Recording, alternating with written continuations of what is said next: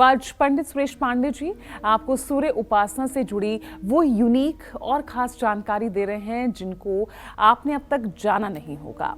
तो चलिए अपनी चर्चा को आगे बढ़ाते हुए अब बात करते हैं सूर्य को जल चढ़ाने के सही स्थान की।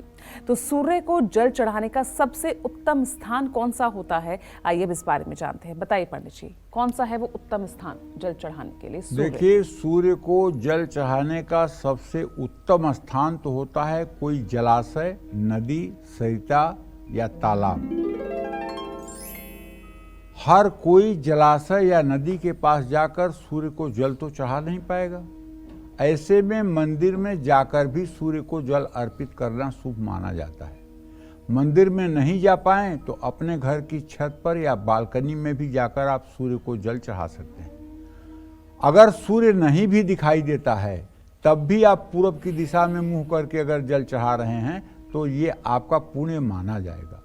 सूर्य को तांबे के लोटे में थोड़ा थोड़ा करके 3 बार जल गिराना चाहिए और तीनों बार ये मंत्र पढ़ना चाहिए। ओम ब्रह्म स्वरूपिणे सूर्य नारायणाय नमः। ओम ब्रह्म स्वरूपिणे सूर्य नारायणाय नमः। ओम ब्रह्म स्वरूपिणे सूर्य नारायणाय नमः। जल चढ़ाने के बाद अपने ही स्थान में खड़े होकर के क्लॉकवाइज 3 परिक्रमा करनी चाहिए और सूर्य के मंत्रों का जप करना चाहिए। अगर सूर्य का बड़ा मंत्र आपको नहीं आता है तो छोटा मंत्र आपको बता रहा हूँ। ओम घृणिः सूर्याय नमः। ओम घृणिः सूर्याय नमः। ओम घृणिः सूर्याय नमः। आने जाने वाले स्थान पर खड़े होकर सूर्य को जल नहीं चढ़ाना चाहिए, नहीं तो किसी के ऊपर वो जल गिरेगा तो वो ठीक नहीं है।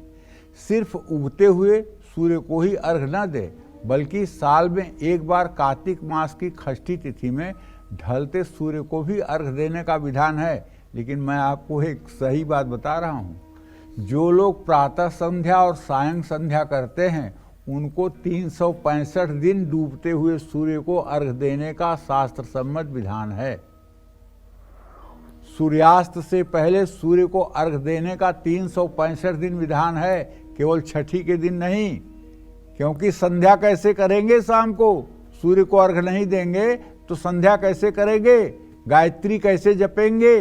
प्राणायाम कैसे करेंगे?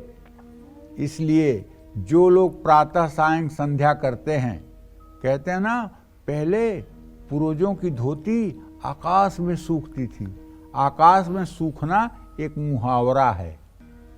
आकाश में सूखना मतलब वर्चस्व का बढ़ना है। तो जो लोग दोनों समय प्रातः संध्या, सायं संध्या, दोनों समय संध्या करते थे, वो लोग सुबह पूरब की दिशा में मुंह करके सूर्य को अर्घ देते थे, शाम को पश्चिम की दिशा में सूर्यास्त से पहले सूर्य को अर्घ देते थे, प्राणायाम करते थे, गायत्री का जप करते थे और तब तपवान, तेजवान, बुद्धिमान बन करके भगवत भक्ति में लगते थे और संसार के कल्याण का कार्य करते थे। जय मां विंध्यवासिनी।